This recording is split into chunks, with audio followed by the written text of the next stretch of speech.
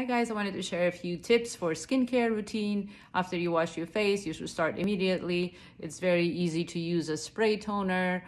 You can skip that and use a serum. This one, it's an extra step that calms your skin after washing, but also helps for the rest of the skincare to penetrate. You can continue with a serum or an essence. I like to do that. It has more active ingredients to basically fight the aging process. So a little bit of that while this is penetrating. We can do the eye cream or eye gel, whatever you like to use. It's important to use a little bit on a daily basis rather than putting too much. Too much, it will irritate your eyes.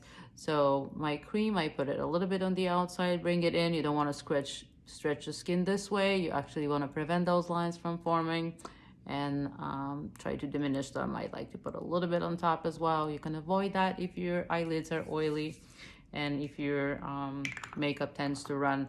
So now I'm going to use a little bit of face cream, whatever you like.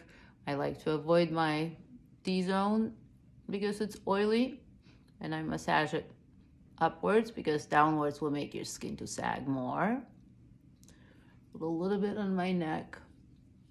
Everything should always go upwards. And you can use a roller to help the cream penetrate a little faster. Just a few more seconds.